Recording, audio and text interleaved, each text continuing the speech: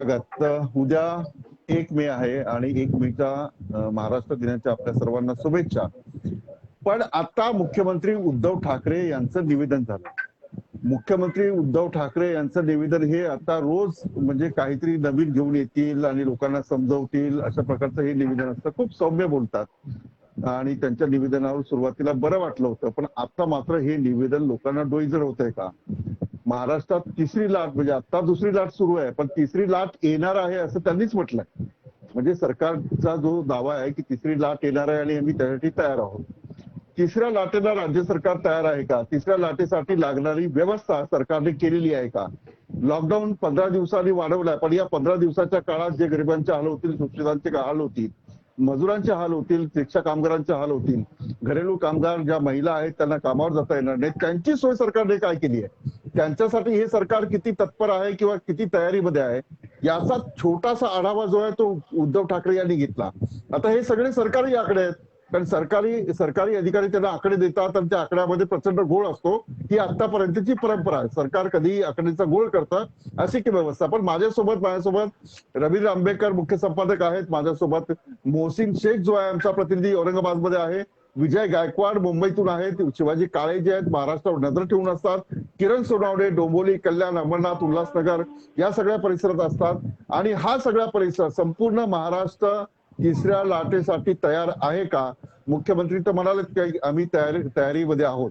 या सर्व विषयावर मी तुमच्याशी बोलणार आहे आणि तुमच्या मनातले जे शंका आहे, तुमच्या मनातले जे प्रश्न आहेत ते मी मॅक्स महाराष्ट्राच्या प्लॅटफॉर्मवर बोलणार आहे. मी सर्वात आधी जाणार आहे रवींद्र आंबेकर यांच्याकडे, मुख्य संपादक मॅक्स महाराष्ट्र. तर रवींद्र, मला हे सांगा की म्हणजे उद्धव ठाकरेंचं भाषण आपण अनेक सभा ऐकल्या, अनेक भाषणं ऐकली, मुख्यमंत्र्यांची पत्रकार परिषद ऐकली, मुख्यमंत्र्यांचं संबोधन ऐकलं, राष्ट्रपतींचं संबोधन ऐकलं, पंतप्रधानांचं संबोधन ऐकलं.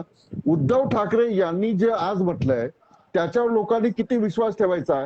काय वाटतं तुम्हाला की त्यांच्या बोलण्यामध्ये आत्मविश्वास वाढलाय?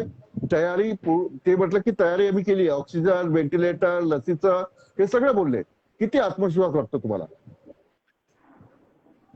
विलास, आपल्याला आता ह्या आत्मविश्वासाच्या पलीकडे जाऊन ह्या सगळ्या गोष्टी आता बघाव्या लागतील. ही भीती आहे. आता जे काही बोललं जातं ही भीती आहे तिसऱ्या लाटेची. ही भीती आहे की पुन्हा सगळं काही कोलमडेल का याची. आणि ऑक्सिजनची व्यवस्था आता मोठमोठ्या स्टील प्लांट, बाकीचे प्लांट्स आहेत, रिफायनरीज आहेत, त्यांच्या आसपास जम्बो कोविड सेंटर करायची राज्य सरकारची तयारी आहे. याचा अर्थ याच्या पुढे कदाचित आणखीही भयावह स्थिती निर्माण होऊ शकते. ती का होऊ शकते याचं थोडक्यात आपण एका मिनिटात मी सांगतो की ज्या पद्धतीने आपली ही दुसरी लाट आली, दुसऱ्या लाटेसाठी संपूर्ण देश तयार नव्हता, तर एवढ्या मोठ्या संख्येने रुग्ण येतील, ऑक्सिजनची गरज लागेल आणि ज्या वेळेला रुग्णसंख्या एकदम पीकवर पोहोचली त्यावेळेला धावाधाव सुरू झाली सगळ्या गोष्टींचं जुगाड करण्याची.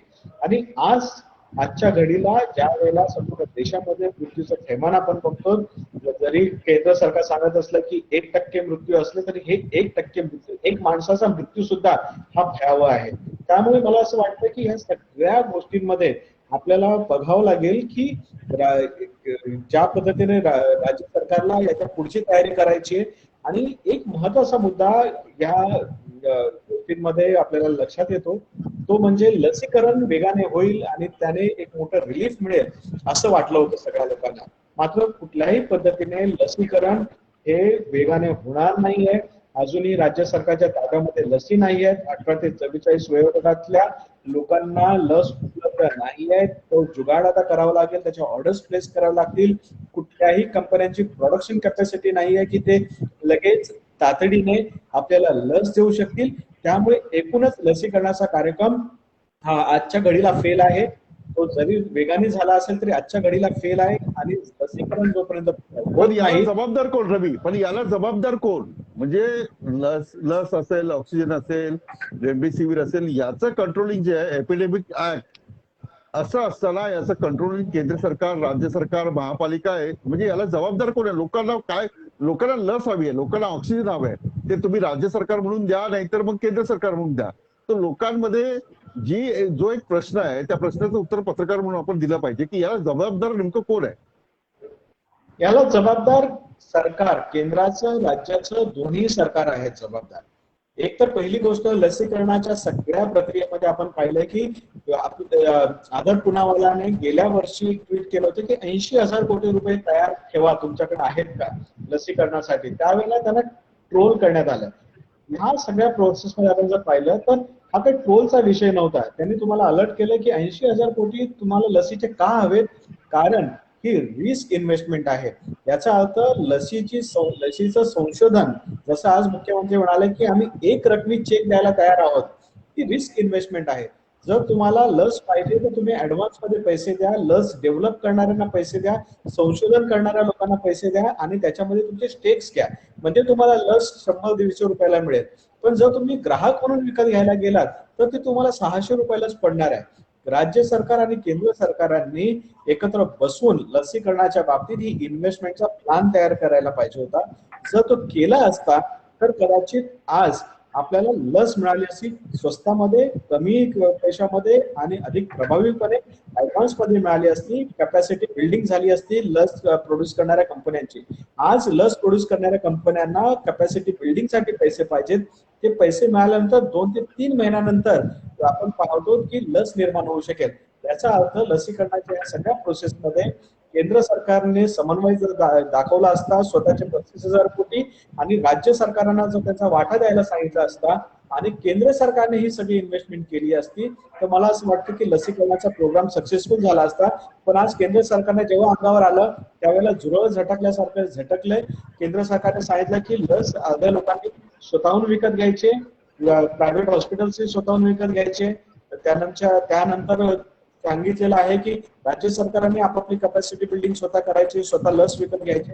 मला असं वाटतं हा सगळा गोंधळ निर्माण झालेला आहे आणि यामुळे कोविडची ही लढाई मध्ये तुटत राहील. ब्रेक द चेन जी आहे, ती चेन जी आहे या लढाईची, सरकारांच्या या नागरिकपणामुळे, दूरदृष्टीमुळे ही चेन ब्रेक झालेली आहे. बिलकुल. म्हणजे सुरुवातीच्या काळात केंद्र सरकार म्हणत होतं की मोफत लस मिळेल, नंतर राज्यांवरती जबाबदारी ढकलली, राज्यांना पैसे द्यावे लागले, अशा प्रकारची परिस्थिती आहे. आज उद्धव ठाकरे यांच्या भाषणातील जे मुद्दे, काही मुद्दे महत्वाचे होते, ते मुद्दे मी शिवाजी काळे यांच्याकडून घेणार आहे. पण तत्पूर्वी शिवाजी, मी तुमच्याकडे येतो. मी विजय गायकवाड यांच्याकडे जाणार आहे. विजय, आजचा जो डाटा आहे तो डाटा जर पाहिला तर नेमका काय आहे आणि उद्धव ठाकरे यांच्या भाषणातील काही महत्वाचे मुद्दे तुम्हाला कुठले वाटले? आणि त्याच्यामुळे म्हणजे उद्धव ठाकरे तर बोलून गेले की आम्ही हे करतो ते करतो, पण लोकांना प्रत्यक्षात कुठल्या अडचणीला सामोरं जावं लागतंय? विलास सर, महाभारतामध्ये एक गोष्ट आहे चक्रव्यूहाची. अभिमन्यू त्या चक्रव्यूहामध्ये जातो परंतु परत येण्याचा मार्ग त्याच्याकडे नसतो. आज उद्धव ठाकरेंची देहबोली आणि त्यांचं जे वक्तव्य होतं ते अभिमन्यू सारखं झालेलं आहे. आज महाराष्ट्राचा जर विचार केला तर 63,000 रुग्ण महाराष्ट्रामध्ये कोरोना पॉझिटिव्ह म्हणून आलेले आहेत. मृतांची संख्या ही सगळ्याधिक जास्त, 825 लोकांना आज मृत्युमुखी पडावं लागलेलं आहे. आणि देशभराची परिस्थिती सुद्धा फार बिकट आहे. 4.25 लाख पेशंट आज आहेत देशभरामध्ये आणि 4.25 हजार लोकांना मृत्युमुखी पडावं लागले. एकंदरीत ही आणीबाणीची अशी बिकट अशी परिस्थिती आहे. आणि उद्धव ठाकरे यांचं आज लाईव्ह येणं आणि लोकांपुढे मांडणं ही त्यांच्या व्यथा सांगण्याचा दृष्टिकोन होता. ज्या पद्धतीने मुख्यमंत्री सांगत होते की ऑक्सिजन आम्ही परराज्यातून आणला, केंद्राने परवानगी दिली आणि त्यासाठी पैसे मोजले आम्ही, आणि मध्ये बातम्या आल्या होत्या की त्यावर जीएसटी सुद्धा आकारला गेला, ते पैसे दिले. रेडन्सिर केंद्राने दिला, आम्हाला कोटा दिला, आम्ही त्याचे पैसे पे केले. आम्ही शिवभोजन थाळी देतोय, त्यासाठी आम्ही तिजोरीतून पैसे दिलेत. आम्ही वंचितांसाठी 5,500 कोटीचं पॅकेज डिक्लेअर केलं, आम्ही आमच्या तिजोरीतून देतोय. मला वाटतं हे सगळं काही जे होतं आजचं मुख्यमंत्र्याचं, ते देखील त्या अभिमन्यूसारखे चक्रव्यूहात आहे. परंतु जनतेला काहीतरी सांगणं होतं, जनतेला मेसेज देणं होतं. त्यामुळे मी हतबल आहे आणि केंद्र सरकार मला अजिबात सहकार्य करत नाही, अशा पद्धतीची त्यांची देहबोली आजच्या लाईव्ह मधून मला दिसून आली आहे. बिलकुल विजय, हतबल म्हणजे सेनापती जो असतो तो हतबल कधीच नसावा, हे एक तंत्र आहे. मी रवी आंबेकर यांच्याकडून उत्तर घेणार आहे. पण शिवाजी, जे महत्वाचे मुद्दे आहेत, म्हणजे आपण मॅक्स महाराष्ट्र म्हणून जेव्हा काम करतो तेव्हा प्रत्येक स्तरातील संघटित कामगार असतील, असंघटित कामगार असतील किंवा जे छोटे कामगार असतील, तर त्यांना हा 15 दिवसाचा लॉकडाऊन परवडणार आहे का? आणि लसीबाबत त्यांच्यामध्ये काय शंका आहेत? म्हणजे 3 लाख लसी जर पाहिल्या आणि 12 कोटी जनता जर पाहिली तर माझा नंबर कधी येणार? लोकांना काय, म्हणजे कुठली उत्तरं आवश्यक होती, अपेक्षित होती आणि उद्धव ठाकरेंकडून ती उत्तरं आपल्याला मिळाली नाही, असं काही आहे? एक महत्वाचा मुद्दा लसीकरणाबाबत आहे की जे वय वर्ष 45 पुढचे लोक आहेत त्यांना अजूनही वाटतं की समजा 18 ते 45 जर सुरू झालं, 18 ते 44 याच्यामध्ये आपल्याला लस मिळेल का? कारण हा जो वर्ग आहे हा युथ असेल, एनर्जीफुल असेल आणि आपण तिथे गेल्यानंतर हे लोक यांच्या रांगेमध्ये आपण उभा राहायचं तर आपल्याला सपोर्ट सिस्टीमची गरज आहे. कारण या लोकांची परिस्थिती अशी नसते की तिथे जाऊन ताबडतोब लस दिली जाईल. यांची इम्युनिटी पॉवर पण खूप कमी असते. त्यात ऊन पाहता असाल तुम्ही, मोठ्या प्रमाणात ऊन असतं आणि अशा परिस्थितीमध्ये हे लोक तिथे जातात. नोंदणी तर बहुतांश लोकांनी केली असती आणि सध्या जर पाहिलं तर हे जे ज्येष्ठ नागरिक आहेत यांना मोबाईल वापरणं किंवा त्यांची नोंदणी करणं, तिथे जाणं इतकंसं जमत नाही. म्हणजे सकाळी 7 वाजता जावं लागतं. अशा परिस्थितीमध्ये तिथे जायचं आणि कधीतरी असं शक्यतो होत नाही की पहिल्या दिवशी गेलाय लस मिळते. रायगडमध्ये पाहिलं असेल आपण 3 वाजता लोक रांगेत येऊन उभे राहतात आणि लस दिली जाते. काही ठिकाणी तर लाठी चार्ज पण करावा लागला. रस्त्यावरती 1-1, 2-2 किलोमीटर पर्यंत रांगा आहेत. अशा परिस्थितीमध्ये म्हणजे जे ज्येष्ठ नागरिक आहेत किंवा 45 वर्ष वयोगटातील यांचा एक डोस झालाय, काहींचा दुसरा डोस झालाय, तेच संभ्रमात आहेत की आपल्याला पुढचा डोस मिळेल की नाही. अशा परिस्थितीमध्ये हे सगळे सांगतायत की लस नाहीये तरी पण योजना आपण देतोय. आजही मुख्यमंत्र्यांनी सांगितलं की आपल्याकडे पुरेसा लस साठा नाहीये तरी पण आपण ही जी योजना आहे ती सुरू करतोय. कारण केंद्राने जाहीर केली आहे आणि काही बिलकुल. राज्य स्वतः जे म्हणजे लस नाहीये पण आपण सुरू करतो अशा प्रकारची अवस्था आहे. मी मोहसिनकडे जाणार आहे. किरण, मी तुमच्याकडे नंतर येतो. मोहसिन, माझा आवाज पोहोचतो तुमच्यापर्यंत? मोहसिन शेख यांच्याशी संपर्क तुटलेला आहे पण ते थोड्याच वेळात या चर्चेत सहभागी होतील. किरण, आणखी 3-4 महत्वाचे प्रश्न आहे. मला हे कळत नाही की सरकार काय देऊ शकतं आणि सरकार काय देऊ शकत नाही.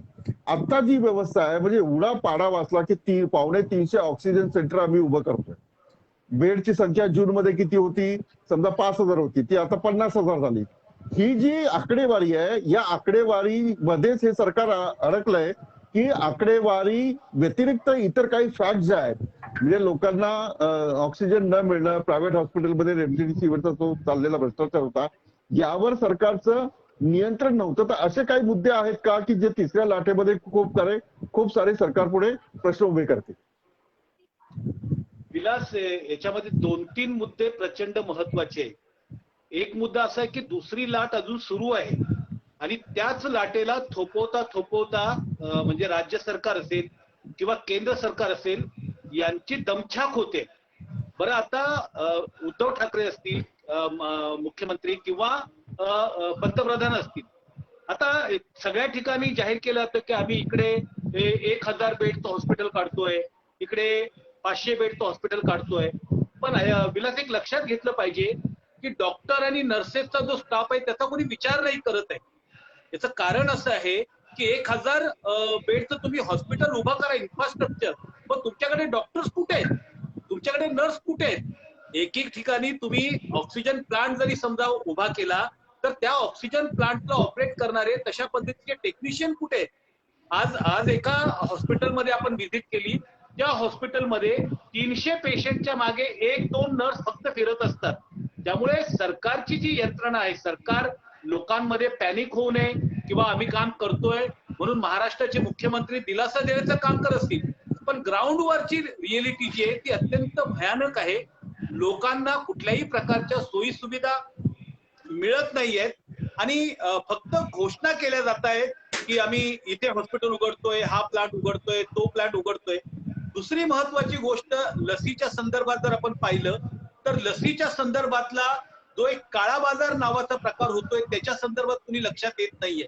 जसं आपल्या समोर एक प्रकरण देवेंद्र फडणवीसांच्या भाच्याचं प्रकरण आपल्या समोर आलं होतं विलास, तसं उल्हासनगर असेल, अमुक असेल, यांच्या इथल्या त्या खाजगी लोकांना रात्रीच्या वेळेस सेंटर उघडून लसी दिल्या जातात. याच्या संदर्भातल्या अनेक तक्रारी आपल्याकडे आलेल्या आहेत. आता वास्तविक असं असतं की जर समजा जे लॅबल नाहीयेत, जी मुलं लॅबल नाहीयेत, जे वयामध्ये नाहीयेत, त्यांना सुद्धा इनडायरेक्टली प्रायव्हेट हॉस्पिटल मधले डॉक्टर्स असतील किंवा त्यांच्या असणाऱ्या वॉर्ड बॉय असतील, नर्सेस असतील, यांनी सगळ्या त्या लस घेऊन मोकळे झालेले आहेत. म्हणजे लसीचा जो काळा बाजार चाललाय सरकारच्या अधिपत्याखाली, त्याच्याकडे सुद्धा कोणी लक्ष देत नाहीये. हा एक महत्वाचा मुद्दा त्याच्यामध्ये मला नमूद करायचा वाटतो. राज्य सरकार म्हणून जे काही पावलं उचलायला पाहिजे आणि ज्या सक्षमतेने उचलायला पाहिजे. मला असं वाटतं की मुख्यमंत्री आदेश देत असतील, भूमिका ठरवत असतील, पण त्याच्यानंतर जे प्रशासन आहे, त्याच्यानंतर जे बिलकुल अधिकारी आणि बाकीची यंत्रणा आहे, ती मात्र त्या सक्षमपणे काम करताना बिलकुल मला मी दिसत नाही. बिलकुल बिलकुल मी रवी आंबेकर यांच्याकडे जाणार आहे, पण तुम्ही हा कार्यक्रम पाहताय, तुमच्या मनातील जे प्रश्न असतील ते तुम्ही कमेंट बॉक्समध्ये लिहा. त्या थेट प्रश्नांची उत्तरं देण्याचा आम्ही प्रयत्न करून मॅक्स महाराष्ट्र संपूर्ण महाराष्ट्रातील बातम्या कव्हर करतो आणि त्यावर काय घडामोडी सुरू आहेत या संदर्भात जी माहिती आहे ती तुमच्यापर्यंत पोहोचवण्याचा प्रयत्न करेल. गौरव शेवाळे यांची पहिली मी प्रतिक्रिया ऐकवतो की तुमची पत्रकारिता विकली गेली आहे, तुमचा रोजगार जाईल का जर कोरोना संपून गेला तर? गौरवजी, मॅक्स महाराष्ट्र कधीही विकला जाणार नाही आणि इथे बसलेले पत्रकार हे कधी विकले जाणार नाही. आमचंही मत असतं आणि ते तुमच्या लोकांसाठी असतं. तुमचं मत आम्ही मॅक्स महाराष्ट्राच्या प्लॅटफॉर्मवर बघतो.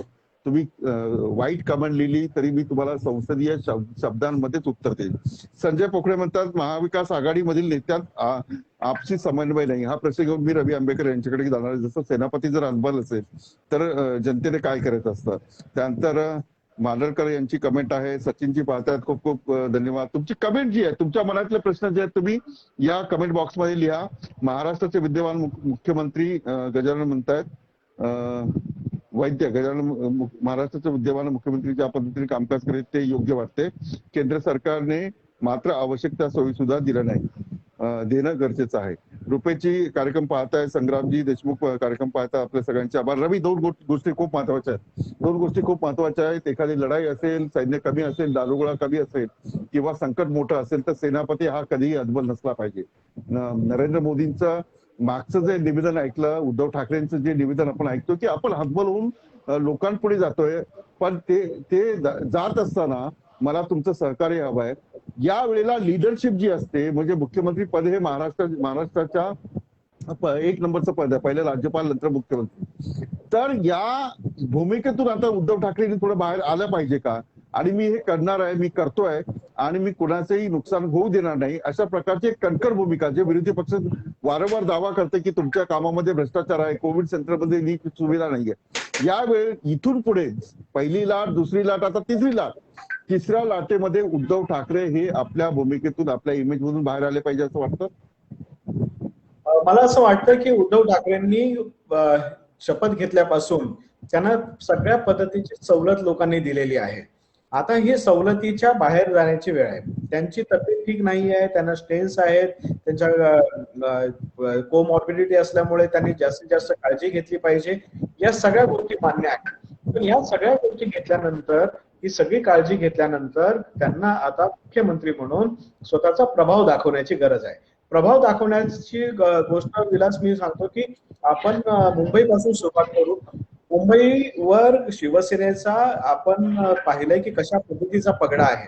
मुंबईमधलं एखादा पान सुद्धा शिवसेनेशिवाय हलू शकत नाही, अशी शिवसेनेची परिस्थिती आहे. आणि असं असताना सुद्धा मुंबईमध्ये ज्या पद्धतीचा कोरोनाचा प्रभाव वाढला पहिल्या लाटेमध्ये, त्यावेळेला अनेक शिवसैनिक हळहळत होते की आम्हाला अजून क्लिअर कट काही आदेश नाहीत, मेसेज नाही की आम्ही काय करायचंय. मला असं वाटतं की शिवसेनेची एवढी मोठी शक्ती, इथे असलेलं एनजीओचं जाळं, इथे लोकांकडे असलेले रिसोर्सेस, पैसा, या सगळ्यांचा वापर करून मायक्रो कंटेनमेंट झोन हा प्रकार पहिल्या लाटेपासूनच सुरू करता आला असता. आज मुंबईमध्ये एवढं क्राऊडेड आहे. मुंबईमध्ये ज्या पद्धतीने पश्चिम उपनगरामध्ये कोरोनाचा प्रभाव वाढला, त्याच्यामुळेच एकूण मृतांचा आकडा 60-65 हजाराच्या आसपास गेला महाराष्ट्राचा. या सगळ्या गोष्टींमध्ये आपल्याला पाहायला पाहिजे की 70% लोक सहव्याधीने ग्रस्त असलेले लोक हे कोरोनाचे बळी ठरलेले आहेत. याचा अर्थ आपल्याला केवळ कोरोना नाही, केवळ कोविड नाही, आता कोविड बरोबरीने इतर सहव्याधी आणि पोस्ट कोविड सेंटर्स या सगळ्यांचा भार घ्यावा लागणार आहे. मग त्यानंतर असं झालंय की वैद्यकीय सुविधांवरचा ताण, जसं आता किरणने सांगितलं, या सगळ्या गोष्टींचा ताण येणारच आहे. या सगळ्या गोष्टींचा ताणातनं बाहेर पडायचं असेल तर आता आपल्याला जगभरातून डॉक्टर्स मागवावे लागतील, जगभरातून पॅरामेडिकल फोर्सेस मागवावे लागतील, इथल्या लोकांना ट्रेन करावं लागेल. जे लोक इथे वेगवेगळ्या आपत्तीमध्ये कार्यकर्ता म्हणून काम करतात, वैद्यकीय कार्यकर्ते म्हणून काम करत असतात, त्या सगळ्या लोकांना उद्या इथे आणावं लागेल आणि त्यांना सांगावं लागेल की तुम्ही काम सुरू करा. कोविड सेंटर्समध्ये हजार पेशंट्स आणि 2 नर्सेस असतात, एक डॉक्टर असतो. ही परिस्थिती बदलली पाहिजे. मला असं वाटतं की उद्धव ठाकरेंनी आता एक चांगल्या अधिकाऱ्यांची टीम बनवली पाहिजे, मंत्रीगट निर्माण केले पाहिजे. मुंबईला 2 पालकमंत्री आहेत, दोन्ही पालकमंत्री तसे तुलनेने नवीन आहेत. काही सिनियर मंत्री इन्व्हॉल्व्ह करून एक मंत्री गट तयार केला पाहिजे आणि आरोग्य ज्याला आपण म्हणूयात की आरोग्य सुविधांची क्रांती करण्याची ही वेळ आहे. ह्या आपत्तीमध्ये आताच तुकाराम मुंडेने एक ट्विट केलं की आपत्तीमध्ये आपल्याला संधी शोधली पाहिजे. ती संधी आहे की आरोग्य क्रांतीची सुरुवात आता उद्धव ठाकरेंनी केली पाहिजे. तात्पुरत्या सुविधा करून आज तुम्ही 400-500 ऑक्सिजन प्लांट तयार कराल, नंतर पुढे काय होणार आहे त्या प्लांटचा. मला असं वाटतं की त्या प्लांटच्या सोबतीने छोटे छोटे PSU जे पब्लिक हेल्थ युनिट्स आहेत ते करायला पाहिजेत. गावखेड्यांमधल्या आरोग्य सुविधा अधिक सक्षम केल्या पाहिजेत. या सगळ्या गोष्टींसाठी हे आपली शक्ती वापरली पाहिजे, इच्छाशक्ती वापरली पाहिजे आणि सगळ्यात मोठं म्हणजे प्रशासनावर अंकुश आणला पाहिजे. फेवरिट अधिकाऱ्यांच्या जंजाळातनं बाहेर पडलं पाहिजे. ते अधिकारी हे सरकार बर्बाद करून सोडतील.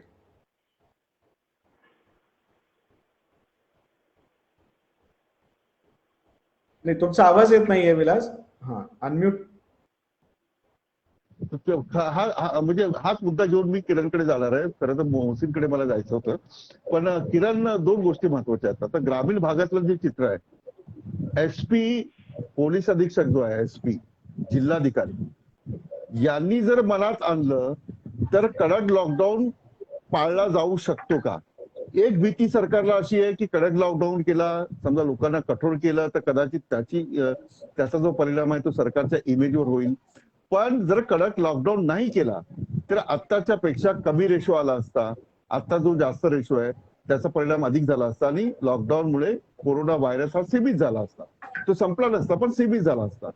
असं करणं शक्य होतं, पण सरकारचं कमांड नाहीये या सगळ्या अधिकाऱ्यांवर.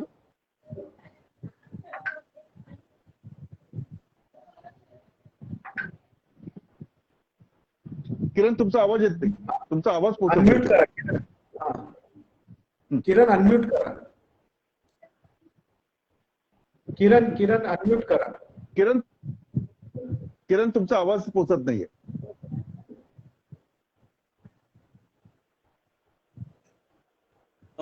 याच्यामध्ये 2 महत्वाचे मुद्दे आहेत विलास, की ही एकतर पूर्णतः आता सरकारने किती जरी प्रयत्न केला तरी कडक लॉकडाऊन जसं विचार करतायत तसं आता होणं शक्य नाही. कारण की लोकांकडे आता पैसा नाही, त्यांना पोटांची विवंचना पडलेली आहे. जे असंघटित कामगार आहेत, मोलकरीन्स आहेत, इतर वर्ग आहेत, छोटे छोटे उद्योगवाले आहेत. तुम्ही जर कुठल्याही बाजारपेठमध्ये गेलात तर ती बाजारपेठ बंद तुम्हाला बाहेरून दिसेल, पण आतमध्ये मात्र तिची विक्री सुरू आहे. ते जे दुकानदार आहेत ते तिथे बाहेर उभे असतात, आतमध्ये लॉक असतं, समोर लॉक असतं. तुम्ही आले, आता तुम्ही आमच्या कल्याणमध्ये या, ठाण्यामध्ये या, उल्हासनगरमध्ये या, सर्व दुकानं आतून चालू आहेत. याचं कारण असं आहे की लोक गेल्या वर्षभराच्या लॉकडाऊन आणि कोरोनाच्या संकटाने आर्थिक डबघाईला आलेले, आणि आर्थिक डबघाईला आलेले असल्यामुळे त्यांना त्यांचा रोजगार कमवणं पहिलं प्राथमिक आहे. कोरोना नंतर आहे त्यांना त्यांचं पोट भागणं हे अत्यंत. जसं मी सांगितलंय की मेधाताई पाटकरांनी सुद्धा आज मुख्यमंत्र्यांना पत्र लिहिलंय आणि त्यांनी या सगळ्या गोष्टींकडे लक्ष वेधलेलं आहे की जे असंघटित कामगार आहेत, मोलकरीस आहेत, अमके आहेत, टमके आहेत, याची नोंदणी करून त्यांच्या. आता मला सांगा की मागच्या वेळेस ज्यावेळेस उद्धव ठाकरे आले त्यांनी रिक्षावाल्यांसाठी 1,500 रुपये जाहीर केले. मला दाखवा बरं कुठल्या रिक्षावाल्याच्या खात्यामध्ये 1,500 रुपये आले, किंवा बाकी ज्या गोष्टींच्यासाठी त्यांनी जाहीर केले होते त्याच्यापैकी कुठल्या लोकांच्या खात्यात पैसे आले. बरं, 1,500 रुपयांनी काय त्यांचा महिनाभर चालणार नाहीये ना. त्यामुळे लोक जरी जे बाहेर पडतायत ते त्यांना अत्यंत गरजेचं आहे. त्यांना त्यांच्या रोजगारासाठी बाहेर पडायचं आहे. लोकांकडे कुणाकडे हात पसरण्याची आमच्यावरती वेळ नको यावी म्हणून मजबुरी म्हणून लोक बाहेर पडतायत विलास. त्यामुळे आता किती जरी सरकारने ठरवलं की कडक लॉकडाऊन बिलकुल कडक लॉकडाऊन जर केला तर जे रोजंदारीवर काम करतात त्यांचा प्रश्न निर्माण होऊ शकतो. मी विजय गायकवाड यांच्याकडे जातो. विजय, एक महत्वाचं आहे की आपल्या इकडचं लॉकडाऊन आणि परदेशातील लॉकडाऊन, तुम्ही आता नुकतंच जे परदेशातील डॉक्टर्स आहेत त्यांच्याशी तुम्ही बातचीत केली. एकूण काय मला काय वाटतं की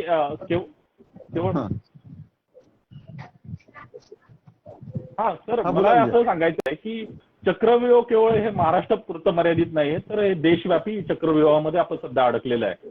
लॉकडाऊन करायचं तर त्याच वेळी एक सर्वव्यापी लसीकरणाचा कार्यक्रम राबवणं आवश्यक होतं.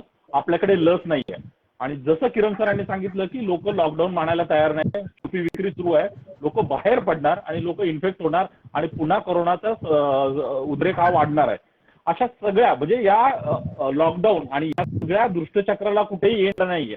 म्हणजे जी आता मी काल ज्या पद्धतीने ऑक्सफर्ड विद्यापीठाच्या शास्त्रज्ञांची चर्चा केली की एक सिस्टमॅटिक प्रोसिजर असते, म्हणजे आपण लॉकडाऊन करतो त्यातून बाहेर पडण्याची एक रेषा असते. आज तिथे तिसऱ्या लाटेची तयारी सुरू आहे 0 पेशंट असताना, तर तसं आपल्याकडे नाहीये. आपण आता दुसऱ्या लाटेमध्ये पूर्ण गुरफटून गेलेलो आहे आणि तिसरी लाटेची कल्पना देखील करू शकत नाही, केंद्र सरकारना करू शकत नाही. आज सर्वोच्च न्यायालयामध्ये सकाळी सुमोटो याचिका झाली आणि अक्षरशः सुप्रीम कोर्टाने शेवटच्या क्षणी तरी केंद्र सरकारला फटकारलेल्या मुद्द्यावरती असेल, लसीकरणाच्या मुद्द्यावरती असेल आणि ज्या पद्धतीने लोक व्यक्त होत आहेत त्यांच्या विरुद्ध आम्हाला द्या, आम्हाला आमची लोक आपले जे मरत आहेत ते फोटो सोशल मीडियावरती जे एक्सप्रेस करतायत लोक मांडतायत, तर त्यांच्यावरती कारवाईची कुठे अशा उत्तर प्रदेशमध्ये केली गेली, अनेक ठिकाणी राज्यामध्ये केली गेली. या सगळ्यांना सुप्रीम कोर्ट लागलेलं आहे. कुठेतरी एक संविधानिक संस्था आज जागी आहे अशा पद्धतीचं चित्र आज दिसलेलं आहे. एकंदरीत दोन्ही सरकार ही केंद्र सरकार आणि राज्य सरकार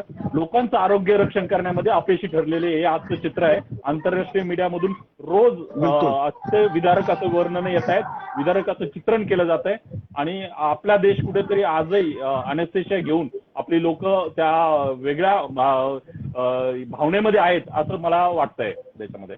सर बिलकुल. शिवाजी तुमच्याकडे येतो. शिवाजी, दोन महत्वाच्या गोष्टी. उद्धव ठाकरे यांचं भाषण झालं, आपणही काही आपल्याला जी माहिती आहे ती आपण शेअर करतो, पण या वेळेला विरोधी पक्षाच्या काही प्रतिक्रिया आलेल्या आहेत का? उद्धव ठाकरे यांच्या निवेदनावर काही विरोधी पक्षाच्या प्रतिक्रिया तुमच्यापर्यंत आल्या असतील तर त्या तुम्ही वाचून दाखवू शकता.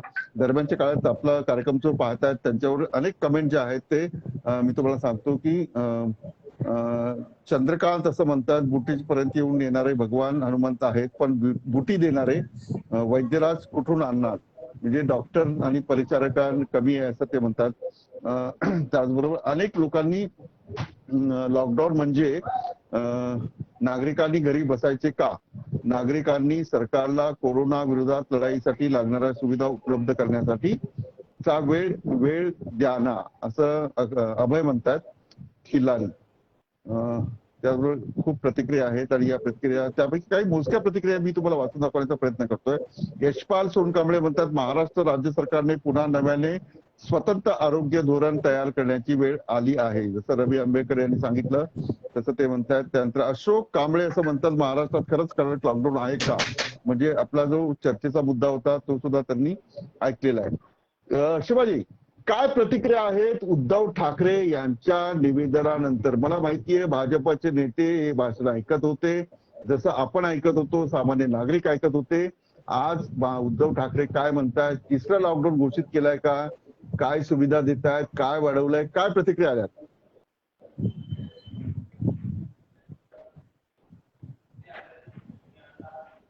शिवाजी, तुमचा आवाज पोहोचत नाहीये शिवाजी. मी आता देवेंद्र फडणवीस यांची टाइमलाईन चेक करत होतो, त्याच्यामध्ये त्यांनी काही अद्यापपर्यंत काही म्हटलेलं नाही, पण ते महाराष्ट्राच्या दौऱ्यावर आहेत आणि सतत सरकारवरती टीका करताना पाहायला मिळते. मात्र आज जे मुख्यमंत्र्यांचं भाषण झालंय अद्यापपर्यंत कुठली टीका जी आहे विरोधी पक्षाकडनं पाहायला मिळत नाही. मुख्यमंत्र्यांच्या भाषणानंतर आपण त्याला सूचना म्हणू, ते टीका ठीक आहे, विरोधी पक्षाचं राजकारण असतं, पण त्या सूचना असतात. विरोधी पक्षाला काय दिसत असतं किंवा त्यांना काही मांडायचं असतं, तर अशा काही सूचना अद्याप आल्या नाही. कारण भाजपचे नेते भाषण संपल्यावर त्यांचं ट्विट आणि सगळं रेडी असतं. नाही, आता जर पाहिलं देवेंद्र फडणवीस यांनी अद्यापपर्यंत काही ट्विट केलेलं नाही. मात्र काही हे ज्या लोकांच्या नेटिझनच्या प्रतिक्रिया त्यांचं म्हणणं असं आहे, मुख्यमंत्री आले, दिलासा देत आहेत, बोलतायत, मात्र देतायत काय? म्हणजे पॅकेज जाहीर केलेलं आहे 1,500 रुपयाचं, त्यातील आतापर्यंत कोणालाही त्याच्यातला 1 रुपया मिळालेला नाहीये. म्हणजे जसं ज्या पद्धतीने म्हणजे एखादा लाभार्थी दाखवा आणि 1,000 रुपये मिळवा अशा पद्धतीचे लोक आता सोशल मीडियावर व्यक्त होत आहेत. कारण मोठ्या प्रमाणात 5,000 कोटीचं पॅकेज जाहीर केलं, मागेही 20 लाख कोटीच्या आसपास केंद्र सरकारने पॅकेज जाहीर केले होते, त्यातील लाभार्थी अद्यापपर्यंत सापडलेले नाही. त्याच पद्धतीने उद्धव ठाकरे हे जरी सांगत असेल की शिवभोजन थाळीचे इतके लाभार्थी आहे, मात्र हे जे लोक आहेत त्यांच्या हातावरती पोट आहेत आणि ते लोक मुंबईमध्ये त्यांची संख्या जास्त आहे. जसं आता किरण सरांनी सांगितलं की दुकानाच्या बाहेर एक माणूस थांबतो, आत दुकानाच्या आत एक माणूस थांबतो आणि त्यानंतर हे दुकानदार एक एक वस्तू विकत असतात. याच्या सगळ्यामध्ये अजून एक महत्वाची परिस्थिती आहे या प्रतिक्रियाच्या जे निरीक्षण आहे माझं, मुंबईमध्ये पोलीस जे आहेत हे जे दुकानदार आहेत अशा पद्धतीने व्यवसाय करणारे यांना मोठ्या प्रमाणात त्रास देतात. म्हणजे एकतर त्यांना दंडात्मक शिक्षा होण्याच्या ऐवजी एका केळीवाली बाई आहे ती 200 रुपये दिवसाला कमवते, त्या महिलेकडनं हे पोलीस हप्ता वसुली करतात. म्हणजे अशी इतकी घातक परिस्थिती, म्हणजे इतक्या दिव्यामधून तिला जावं लागतं आणि हे सगळे लोक इकडनं पोलिसांची गाडी आली की कोरोना आता रुटीन झालाय शिवाजी, कोरोना आता रुटीन झालाय. तू एक किस्सा सांगितला, पण होकार हॉस्पिटलमध्ये 14 लाख रुपयांचं बिल एका नातेवाईकांकडून घेण्यात आलं. त्याचबरोबर रेमडेसिवीर इंजेक्शनची किंमत कल्याण डोंबिवलीतील एक व्यक्ती आहे त्याला 1.5 लाख रुपये घेऊन अशा प्रकारचं औषध त्यांनी तयारी दाखवली होती, पण त्याचा काही त्याचा जीव वाचला नाही. मी विजयकडे जातो. विजय, काय प्रतिक्रिया आहेत राजकीय वर्तुळातून, काय प्रतिक्रिया येत आहेत आणि कशा प्रकारे राज्य सरकारचं हे पाऊल जे आहे विरोधी पक्ष कशा प्रकारे याला घेईल? विजय गायकवाड यांच्याशी संपर्क होत नाही. मी शेवटची कमेंट जी आहे ते मुख्य संपादक रवींद्र आंबेकर यांच्याकडे. तर रवी, 2-3 खूप महत्वाच्या गोष्टी आहेत की विजय, माझा आवाज पोहोचतोय तुम्हाला? हो, येतोय सर. राजकीय वर्तुळामध्ये काय प्रतिक्रिया आहेत आणि या भाषणावर काय नेमकं चित्र पाहायला मिळेल? उद्धव ठाकरे यांच्या भाषणावरती आता कुठलीही प्रतिक्रिया दिली नाही. मी अतुल भातकाळकांची टाइमलाईन चेक केली, मी केशव उपाध्यांची टाइमलाईन चेक केली, देवेंद्र फडणवीस, चंद्रकांत पाटील टाइमलाईन चेक केली. बहुतेक सगळेच करोना संकटमध्ये बेघर झालेल्यामुळे त्यावर कोणाला उत्तर द्यावं किंवा टीका करावीशी वाटलेली नाही अद्याप तरी, असं सगळं चित्र आहे. आणि या सगळ्या परिस्थितीमध्ये आता मिस द बस असं झालेलं आहे देशाचं. लसीकरणाचा जो मुख्य कार्यक्रम पहिल्यांदा असं झालं की उद्धव ठाकरेंचं निवेदन झालं. विजय, पहिल्यांदा असं झालं सगळे आता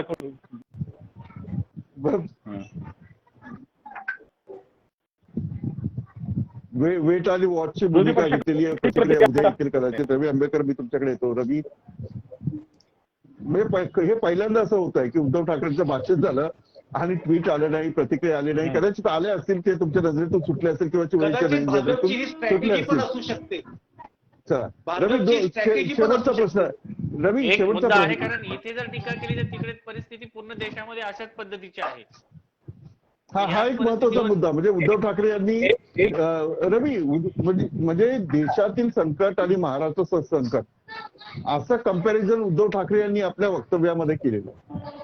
हा एक प्रश्न की याच्यामुळे राज्य सरकारविषयीची जी इमेज आहे, जी महाविकास आघाडी म्हणते की महाराष्ट्राला बदनाम करण्याचा प्रयत्न केला जातोय, आम्ही काम करतोय, त्याला काय, म्हणजे त्याला त्याविषयी काय मत होऊ शकतं लोकांचं? शेवटचा माझा दुसरा प्रश्न असा आहे की या सगळ्या पार्श्वभूमीवर तिसरी लाट जी आहे, तिसरी लाट लोक कशा प्रकारे घेतील? लॉकडाऊन शिथिल आहे, म्हणजे कडक आहे, पण तो शिथिल वाटतोय. तिसरा लॉकडाऊन जर झाला, म्हणजे केलाच आहे तो, लोक काय कशा प्रकारे रिॲक्ट होतील? एक गोष्ट मला असं वाटतं की थोडस राजकीय प्रतिक्रिया का आल्या नाहीत याच्यावरच, तर राजकीय प्रतिक्रिया द्यावी अशी स्थिती आज भाजपसाठी नाही, कारण लसीकरणाचा सगळा कार्यक्रम भाजपमुळे बोंबललेला आहे. त्यामुळे त्यांना आता खूप सावध प्रतिक्रिया द्याव्या लागतील आणि त्याच पद्धतीने सावध पद्धतीने बोलावं लागेल. मी काही ट्राय करतोय काही लोकांशी बोलायचं, मात्र अजून कोणाकडनं काही रिस्पॉन्स आलेला नाहीये. दुसरं आणखीन आपल्याला एक गोष्ट बघावी लागेल की या सगळ्या पार्श्वभूमीवर आपण राज्य सरकार, केंद्र सरकार ह्या ब्लेम गेम मधून सुद्धा बाहेर पडून जर परिस्थिती पाहिली तर जवळपास सगळ्याच राज्यांमध्ये परिस्थिती फार बिकट आहे. तिसरी लाट हा जो काही प्रकार आहे फक्त भीती आहे, कारण दुसरी लाट अजून ओसरलेली नाही. दुसऱ्या लाटेचा पीक अजून आपण पाहिलेला नाही. दुसऱ्या लाटेची एकूण जी काही प्रक्रिया सांगितली जाते ती आपण जर पाहिली तर आता मधल्या काळामध्ये काही ठिकाणी टेस्टिंग सुद्धा कमी झाल्या होत्या. त्या पॉझिटिव्हिटी पॉझिटिव्ह सापडण्याचा रेट जो आहे तो सुद्धा जास्त आहे. त्यामुळे टेस्टिंग कमी झाल्यामुळे आपल्याला संख्या खाली जाताना दिसते. ग्रामीण भागांमध्ये अनेक ठिकाणी 2-2, 3-3 दिवस रिपोर्ट्स येत नाहीत. या सगळ्या पार्श्वभूमीवर कर्व पुश द कर्व वाली जी काही घोषणा सांगितली जाते ती तेवढीच रिअल आहे का, हा सगळ्यात महत्वाचा मुद्दा आहे. मला असं वाटतं की याच्यातलं बरचसं हे दिखाऊ आहे, कारण विविध राज्य सरकारे टेस्टिंगच करत नाहीयेत. अनेक लोक मृत्युमुखी पडल्याचे आकडे आणि फ्युनरलचे आकडे हे वेगवेगळे आहेत. आपल्याला परिस्थिती अशी दिसते की प्रत्यक्षात सांगितल्यापेक्षा जास्त लोक मृत्युमुखी पडलेले आहेत. अनेक परदेशी संस्थांचे दावे आहेत की 5 पट जास्त मृत्यू झालेले असावेत, 5 पट जास्त केसेस भारतामध्ये झालेल्या असावेत. पण डिनायल मोड मध्ये सध्या सगळी सरकार आहेत. प्रत्येकाला आपापलं कॉलर टाईट करून घ्यायचे. सामान्य माणसं मरतायत आणि छोट्या छोट्या सिम्पटम्स मधून अचानक केसेस क्रिटिकल होत आहेत. या सगळ्या गोष्टींमध्ये सामान्य माणूस म्हणून भीतीदायक प्रकार आहे. मला स्वतःला भीती वाटते की आपण या सगळ्या आजूबाजूला वावरतो. आज ज्याच्याशी बोललो म्हणजे अनेक लोकांनी व्यक्त केलेली भीती, आज ज्याच्याशी बोललो ते उद्या असतील की नसतील हे आज सांगता येत नाही. त्यामुळे हे 3, 4, 5 दिवसाच्या स्पॅन मध्ये एखादं आयुष्य संपून जातं आणि चालती बोलती हसती खेळती माणसं निघून जात आहेत. राज्य सरकारांची जबाबदारी, केंद्र सरकारची जबाबदारी, सामान्य माणसांची आपली जबाबदारी, नागरिक शास्त्र म्हणून आपण जे काही शिकलोय त्याच्यातनं बाहेर येऊनची जबाबदारी. आपण जर पाहिलं असेल तर अनेक लोक आजही कुठेतरी मंदिर सुरू कर, कुठे मस्जिद सुरू कर, कुठे प्रार्थना सुरू कर, काही कर, याच्यासाठी आजही आंदोलन करताना दिसतात. पोटा पाण्याचे व्यवसाय सुरू करण्यासाठी आज कोण बोलताना दिसत नाहीये. त्यांना काय पद्धतीने मदत होईल हे सांगता येत नाही, कारण राज्य सरकारने दिली नाही तर केंद्र सरकारने मदत दिलेली नाही. त्यामुळे कोण काय कशाला बोलेल, प्रत्येक जण आपापल्या पद्धतीने शांत बसलेला आहे. मला सामान्य माणूस म्हणून चिंता वाटते, सगळ्यांच्या जीविताची चिंता वाटते. लोकांकडचे सेव्हिंग संपलेले आहेत. आपण एक छोटस स्वतः पोर्टल चालवतो, आपल्याला माहिती आहे अर्थकारण आपल्या स्वतःच्या पोर्टलचं किती सांभाळणं कठीण आहे. एखाद्या सामान्य माणसाच्या घरामध्ये आज चूल पेटवणं कठीण आहे, धान्य मिळत नाहीये. या सगळ्या परिस्थितीमध्ये मला असं वाटतं की आज मुख्यमंत्र्यांची जी काही जो काही संवाद आहे तो काही फार आशादायी नाहीये, आशा देणारा नाहीये. त्यांनी काही लोकांना दिलासा दिलेला नाही. 15 तारखेपर्यंत हे निर्बंध कडक राहतील, त्याच्यानंतर पण राहतील हे सांगायला पाहिजे. लोकांना क्लिअरली सांगायला पाहिजे की बॉस हे 2-3 महिन्याचा विषय आहे. बिलकुल, म्हणजे 15 दिवसाचा त्यांनी विषयच काढला नाही. 15 दिवसाचा त्यांनी विषयच काढला नाही. 15 दिवस तुम्हाला काहीच बोलले नाही. शंकित आहेत. माझं असं म्हणणं आहे की आज 12वीच्या मुलांना तुम्ही सांगणार आहात की नाही की तुमची परीक्षा होणार आहे की नाही होणार आहे. किती दिवस त्यांना टेन्शन मध्ये ठेवणार आहात. मी विद्यार्थी पाहतो, माझ्या घरात माझी मुलगी 12वीची आहे. तिने आता टेन्शन सोडून दिलं तो अब कितने दिन तक रखेंगे. सायकोलॉजिकल काय काय इम्पॅक्ट होत आहेत या सगळ्या गोष्टींकडे तुम्ही पाहणार आहेत की नाही. आणि या मला असं वाटतं की सरकार म्हणून या अनेक गोष्टींच्याकडे आपल्याला बघण्याची गरज आहे. हे सरकारने बघायला पाहिजे. आज तुम्ही येऊन भाषण देत जाल, प्रतिक्रिया देत राहाल, याने लोकांचं काही नाही होणार आहे. कारण माझ्या घरात खिशात पैसे नसतील ना तर पैसे नसणार आहेत हे स्पष्ट आहे. माझ्या खिशात तुम्ही ज्या दिवशी पैसे टाकाल त्या दिवशी पैसे असणार आहेत. आज जे नाही आहे ते नाही आहे, जे आहे ते आहे, एवढं स्पष्टपणे सांगायला पाहिजे. आणि उगीच आता आशेवर ठेवण्यात अर्थ नाही. नाहीतर लोक खरोखर पी चिदंबरम यांनी सांगितलं ना की केंद्र सरकारच्या विरोधात किंवा सरकारच्या विरोधात रिव्हॉल्ट करा, तसं राज्य सरकारच्या विरोधात पण रिव्हॉल्ट करण्याची वेळ येऊन जाईल. आज लोकांना खरोखर दिलासा पाहिजे, फालतू भाषण नाही पाहिजे. बिलकुल, खूप खूप धन्यवाद रवींद्र आंबेकर, शिवाजी काळे, किरण सोनवणे, विजय गायकवाड. मॅक्स महाराष्ट्रामध्ये तुमचे प्रश्न घेऊन आम्ही भूमिका मांडत असतो आणि या सगळ्या गोष्टींवर आमची नजर असते. सरकार असेल, राज्य सरकार कुणाचाही असो, विरोधी पक्षाचा असो, विरोधी पक्ष सत्तेवर आला तरी मॅक्स महाराष्ट्राची भूमिका आहे की लोकांचे प्रश्न मांडणं आणि या लोकांचे प्रश्न मांडण्यासाठी तुम्ही ताकद दिली पाहिजे, बळ दिलं पाहिजे. तुम्हाला जर मॅक्स महाराष्ट्राला आर्थिक मदत करायची असेल तर मॅक्स महाराष्ट्राच्या वेबसाईटवर जाऊन आर्थिक मदतीचा जो सूत्र आहे ते तुम्ही तपासून त्यावर मदत करू शकता. मी वेध घेण्याचा प्रयत्न केला की उद्धव ठाकरे यांच्या भाषणानंतर महाराष्ट्र चार्ज झाला आहे का. मी वेध घेण्याचा प्रयत्न केला, तिसऱ्या लाटेसाठी महाराष्ट्रातील नागरिक तयार आहेत का. या चर्चेत सहभागी झाल्याबद्दल आपल्या सर्वांचे आभार. मी तेच सांगतो. आपण पाहता मॅक्स महाराष्ट्र.